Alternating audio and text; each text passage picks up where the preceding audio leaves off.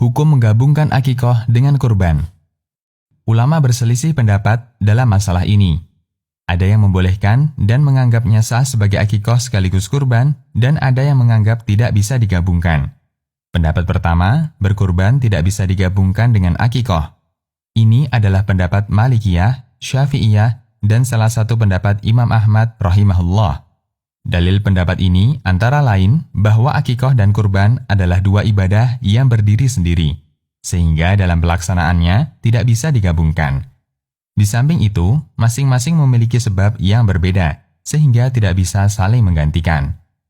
Al-Haytami mengatakan, zahir pendapat ulama Syafi'iyah bahwa jika seseorang meniatkan satu kambing untuk kurban sekaligus akikoh, maka tidak bisa mendapatkan salah satunya. Dan inilah yang lebih kuat, karena masing-masing merupakan ibadah tersendiri. Tuhfatul Muhtaj.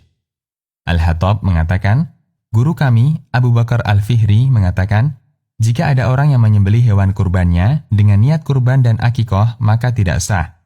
Tapi jika dengan niat kurban dan untuk hidangan walimah, hukumnya sah. Bedanya, tujuan kurban dan akikoh adalah mengalirkan darah, bukan semata dagingnya. Sementara dua tujuan mengalirkan darah tidak bisa diwakilkan dengan satu binatang.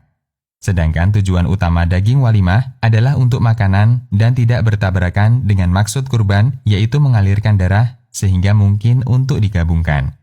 Mawahibul Jalil. Pendapat kedua, boleh menggabungkan antara kurban dengan akikoh. Ini merupakan pendapat madhab Hanafi, salah satu pendapat Imam Ahmad, dan pendapat beberapa tabi'in seperti Hasan al-Basri, Muhammad bin Sirin, dan Qatadah rahimahumullah. Dalil pendapat ini bahwa tujuan kurban dan akikoh adalah beribadah kepada Allah dengan menyembelih, sehingga akikoh bisa digabungkan dengan kurban. Sebagaimana tahiyatul masjid bisa digabungkan dengan sholat wajib bagi orang yang masuk masjid dan langsung mengikuti jamaah.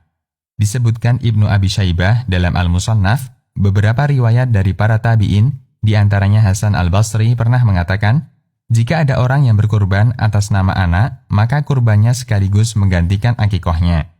Dari Hisham dan Ibnu Sirin, beliau berdua mengatakan, kurban atas nama anak itu bisa sekaligus untuk akikoh. Qatadah mengatakan, kurban tidak sah untuknya sampai dia diakikohi. Al-Buhuti mengatakan, jika akikoh dan kurban waktunya bersamaan dan hewannya diniatkan untuk keduanya, maka hukumnya sah untuk keduanya, berdasarkan keterangan tegas dari Imam Ahmad, Asyaful Qana. Sementara itu, Syekh Muhammad bin Ibrahim Al-Syekh memilih pendapat yang membolehkan menggabungkan akikoh dan kurban. Beliau menyatakan dalam fatwanya, andaikan akikoh dan kurban terjadi secara bersamaan, maka satu sembelihan itu bisa mencukupi untuk orang yang menyembelih. Dia niatkan untuk kurban atas nama dirinya, kemudian menyembelih hewan tersebut dan sudah tercakup di dalamnya akikoh. Menurut keterangan sebagian ulama, dapat disimpulkan bahwa akikoh dan kurban bisa digabung jika atas namanya sama. Artinya, kurban dan akikohnya tersebut atas nama salah seorang anak. Sementara menurut keterangan ulama lain, tidak ada syarat hal itu. Artinya, jika seorang bapak hendak berkurban, maka kurbannya bisa atas nama bapak dan sekaligus untuk akikoh anaknya. Ringkasnya, jika ada orang menyembelih hewan, dia niatkan untuk berkurban dan itu sudah mencukupi untuk akikoh. Fatwa Syekh Muhammad bin Ibrahim. Demikian, Allahu a'lam.